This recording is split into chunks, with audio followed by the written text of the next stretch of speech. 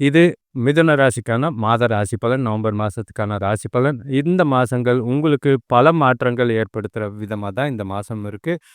குறிப்பா சொல்லணும்னா, உங்களோட ராசிக்கு 2ஆம் இடத்துல குரு பகவான் இருக்காரு. 3ஆம் இடத்துல கேது, 4ஆம் இடத்துல சுக்கிரன், 5ஆம் இடத்துல சூரியன், 6ஆம் இடத்துல செவ்வாயும், புதனும், 7ஆம் 9ஆம் இடத்துல சந்திரனும், ராகுவும், 10ஆம் இடத்துல சனி பகவானும் இருக்காங்க. அது இல்லாம நெறைய அதாவது ஆதாயம் தர விதமான கிரக பயிற்சிகள் உங்களுக்கு இருக்கு. 5ஆம் இடத்துக்கு சுக்கிரன் போறதும், சந்திரன் பார்த்தீங்கன்னா கும்பராசியிலேருந்து கும்பராசிக்கு ஒரு ரவுண்ட் வராரு. புதன் பார்த்தீங்கன்னா அ உங்களோட 6ஆம் இடத்துல வக்ரகதி அடைகிறாரு. குரு பார்த்தீங்கன்னா அதிசார குருவா இருக்கிறது உங்களுக்கு நல்ல பலன் தரும்.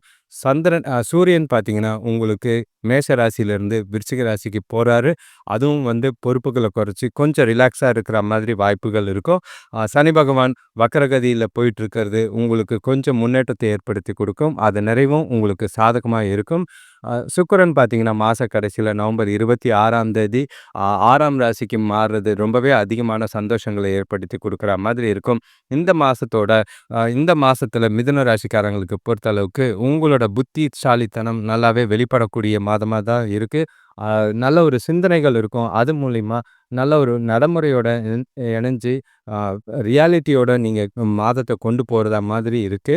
எதிர்பாராத நபர்கள் வழியாக நல்ல தகவல் கிடைக்க வாய்ப்பு இருக்கு. கடந்த மாசத்துல ஏற்பட்ட குழப்பங்கள், பிரச்சனைகள்லாம் கொஞ்சம் தெளிவாகும். குடும்பத்துல உங்களோட பொறுப்புகள் கொஞ்சம் அதிகமாகும். மன நிம்மதி அளிக்கிற சூழ்நிலைகள் ஏற்படும். மாச இறுதியில உங்களோட வெற்றி அதாவது முடிவுகளும் சரி, செய்ற செயல்கள் காரியங்களும் சரி, நல்ல ஒரு வெற்றி பெறும் நிலை ஏற்படும். தொழில பொறுத்தளவுக்கு வேலையில நல்ல ஒரு புதிய வாய்ப்புகள் திடீர்னு வரலாம். இது வருஷ கடைசியில எப்பவுமே வேலை மாற்றத்துக்கு வாய்ப்புகள் எல்லாருக்குமே தேடி வரும். உங்களுக்கு வேலைகள்ல சிறந்த முன்னேற்றம் கிடைக்க வாய்ப்பு இருக்கு. அதுவும் சனி பகவான் வக்ரகதியில இருக்கிறனால எதிர்பாராத வாய்ப்புகள் உங்களுக்கு நிறையவே இருக்கு. பழைய திட்டங்கள், பழைய நாளா யோசிச்சு வச்ச விஷயங்கள் அத ஆரம்பிச்சு செஞ்சு முடிக்கக்கூடிய மாதமா இருக்கும்.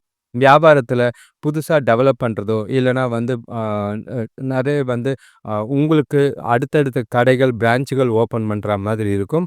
நல்ல ஒரு பலன் தர விதமா தான் இருக்கு. மாச நடுவுல சின்ன சின்ன சவால்கள் வந்தாலும், உங்களோட சமாளிக்கிற திறமை எல்லா விஷயத்தையும் சாதகமா கொண்டு போக வாய்ப்பு இருக்கு. பொறுமையா எல்லா விஷயத்தையும் கவனமா கொண்டு போனீங்கன்னா நல்லது. பண விஷயத்த பொறுத்தளவுக்கு வருமானத்துல நிலைத்தன்மை இருக்கும். ஆனா செலவுகள கொஞ்சம் கவனமா இருக்க வேண்டியது அவசியம்.